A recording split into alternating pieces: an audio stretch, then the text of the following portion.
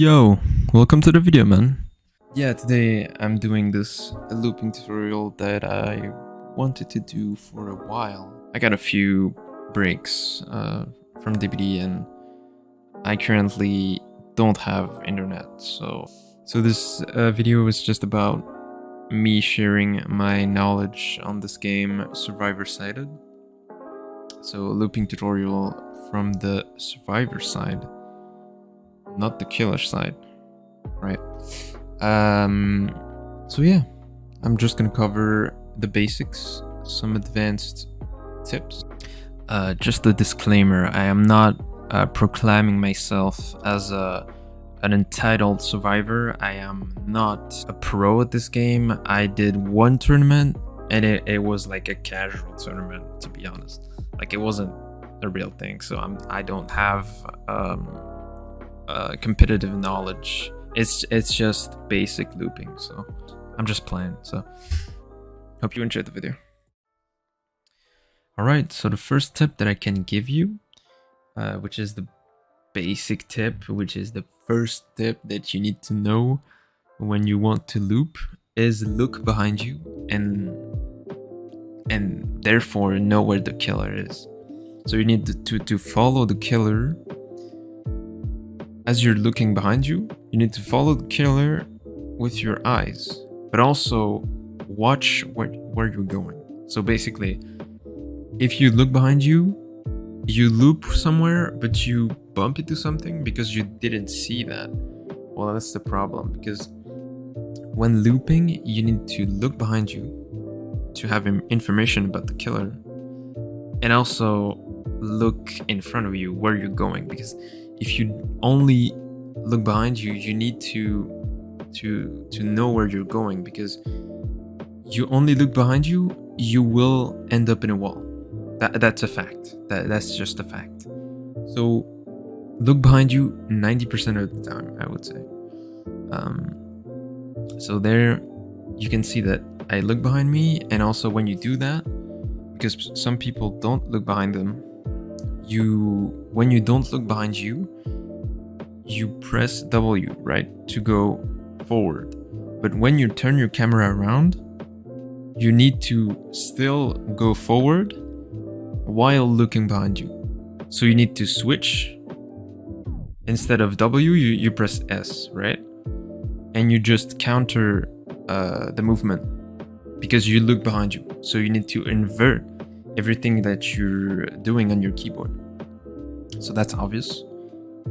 So here you can see on the clip, I look behind me and I see where the killer is because of the stain, which is the main thing that you can look for when looping, because around the corner you can see where the killer's looking. However, they also, to counter that, they sometimes moonwalk, but I will go over that in a second. But yeah, that is the base tip. The second tip of the basic tips is tight looping. So tight looping is basically about gaining as much distance as you can, because you have to know that the killer is at base speed, like biscuit. The killer is always faster than you. The killer is faster.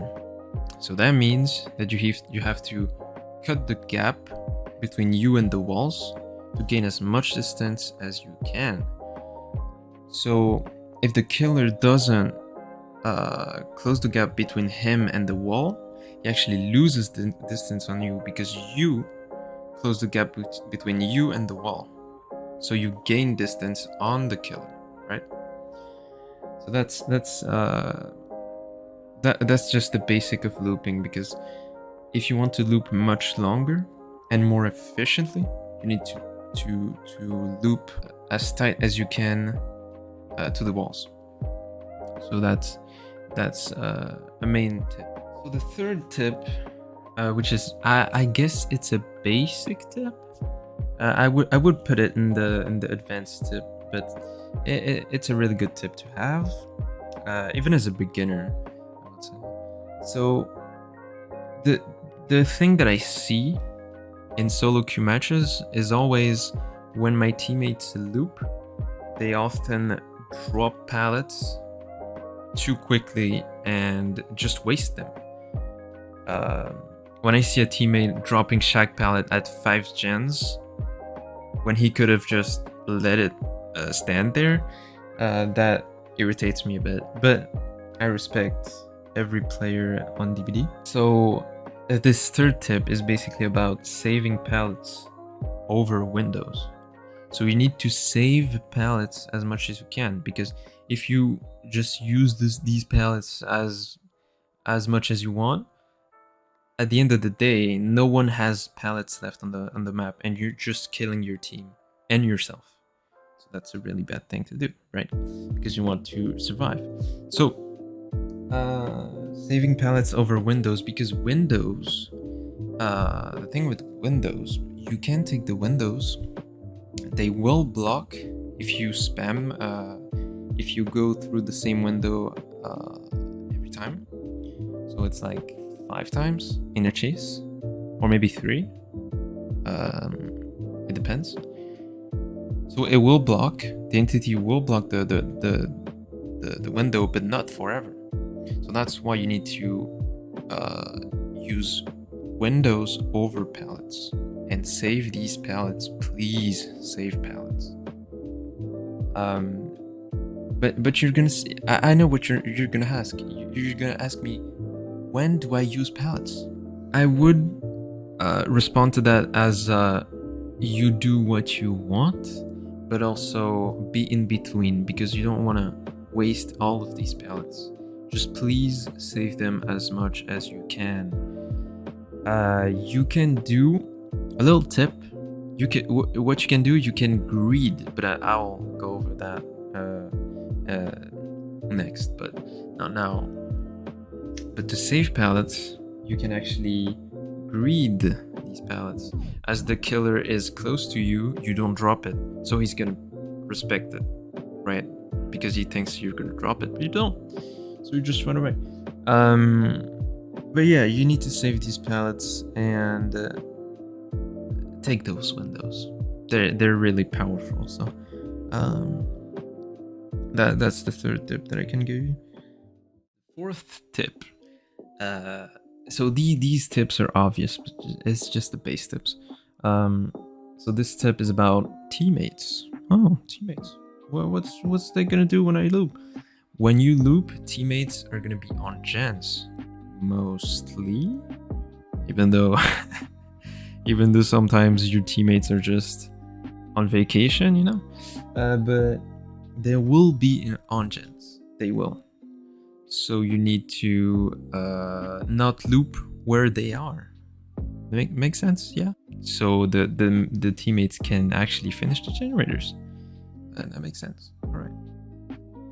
So there we go. You got the base tips. Now I'm gonna go over the advanced tips. So I mentioned earlier the greed, which is a way to save a pallet. You can keep going even though the killer's right next to you, and he's gonna respect it eventually because he thinks that you're gonna drop it. But if you don't, you just keep running and gain distance, right? So that's a pretty good tip right there. People are scared to greed. I've noticed that, because when you start, not mostly beginners, but just people in general, even though it is not safe to greed, but it has like a big reward to it. So I would recommend to greed sometimes. Not always, but sometimes. Second advanced tip, which is faking and mind game. So to bait a swing, bait the killer basically, you can run to a window, but if you're not gonna make it, if the killer is too close, you can just keep running and not take the window. So he's just gonna swing eventually, because that's a reflex. Well, as a killer, if you see a survivor going to a window, you're gonna pre-swing to get the hit eventually. But if you don't take the window, he's gonna swing in the air or the wall, and you're gonna make this. You just avoided a hit right there. Third advanced tip is dropping the pallet on the perfect timing. Now, that reflects the first point of the advanced tips was the greed. You don't want to greed every time, because that's the trap. If you greed every time, the killer's gonna notice it and just stop respecting the pallet, right? So you need to balance it with a perfect timing pallet drop, which is basically if the killer is too close, you don't greed and you just drop the pallet and he's just gonna get stunned. So you don't want to greed every time. That's the thing. So this one, something out of nothing, is really interesting and is actually uncommon because not many people do it. When you don't have resources, when you're like in a dead zone, you can actually use objects and go around, do some baits, fake one way and go the other, and just bait the swing, right? And you just gain distance like that, and you just loop with nothing. Because people tend to think that they're dead in a dead zone, but you're actually not. Because there's no way in this game that there's a dead zone. A dead zone is not a thing. Because you always have objects on the map to work with. There's no map in Dead by Daylight that has nothing. Not a barrel, nothing. There's no map that has nothing. There's always a tree, a wall, a Z-wall, actually pretty good tile, or just a rock, whatever. You can use whatever you want and go around it, fake one way, go the other. It's a pretty good tip right there. The next tip in the advanced section is good pathing. Pathing is really important in your looping game. Pathing is basically the way that you're gonna choose to loop. So imagine you're looping a pallet gem, a long wall pallet gem, like on this. You can see, as you can see, I'm looping it, and the basic pathing of this tile is basically looping the long wall, because that's the safest way, right? But what the killer doesn't expect is changing your pathing at the last second, and you can actually lose the killer like that.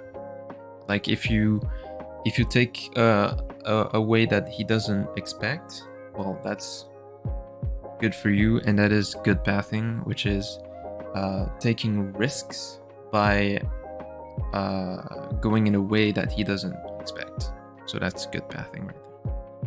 So the last section of this video is about looping perks. Mostly, with the exception of head-on, every exhaustion perk is made for looping. So let me take as an example with Dead Hard. Dead Hard is an exhaustion perk that you can get from David, and it allows you to make a dash and gain distance or dodge ahead. I would recommend to use it as a gaining distance perk, because dodging a hit with Dead Hard is kind of hard because you don't know where the killer's gonna swing. So use it as a distance perk. So for example, you're injured, you loop shack, as you can see on this example. You loop shack, you're injured, you can't make to the pallet in time, and you just dash and just drop the pallet on his face. So you just saved, so this perk saved your life. And you have all these types of perks that do different things, and they mostly help you gain distance. So second tip, you have vault perks allow you to vault faster. So resilience, spiritual.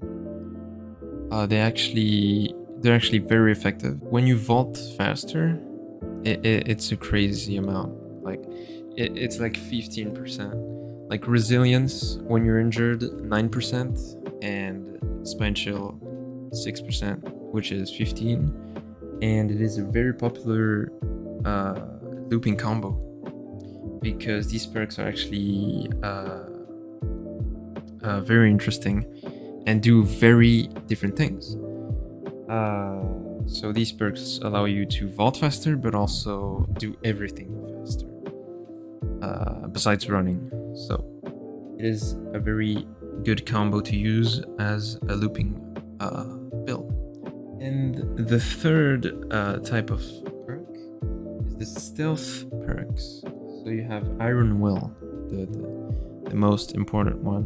When you're injured, you mostly make sound, but with this perk you make no sound. You make no grunts of pain, so it is a really good perk to have. You have aura reading perks such as Bond or Windows of Opportunities. Bond is actually a really good perk and very underrated. Like, people sleep on Bond, but use Bond on solo queue or even in a Swift. You know where everybody is, so you know what your teammates are doing, where they are, and you can get every information that you want. So really good perk. Windows of Opportunities, you can see pallets and windows in a range of 24 meters. And the last type of perk is the endgame looping perks.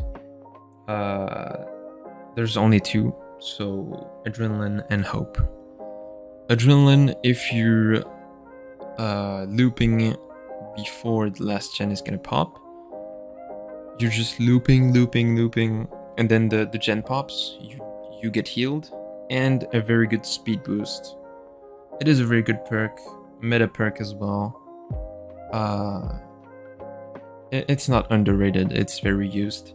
But the second one is very underrated, and I don't see why. Because this perk had me thinking when I made this video, and I don't know what to think about it, but I know that it's good, but people sleep on it. People think it's bad, people think it's a troll perk, whatever. Hope is actually good. I've tested Hope for a few games. It's actually really good.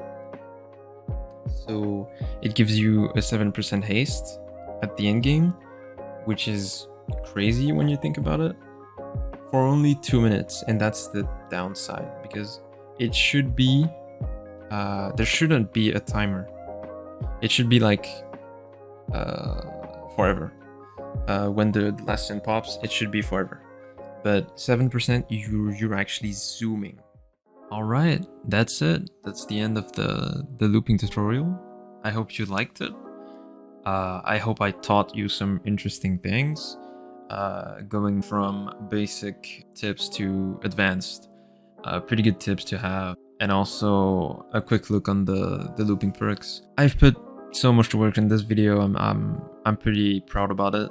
I think it's pretty decent. Also, special thanks to l'explicateur.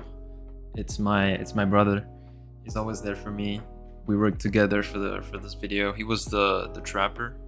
He helped me for the writing of the video and also to film it. So thanks to him. Thanks to you guys. Thanks to Mage. Thanks to Dan. Thanks to all of these people. I love y'all. And yeah, just let me know in the comments if that helps you. Just let me know. If you like it, leave a like, subscribe. Peace out.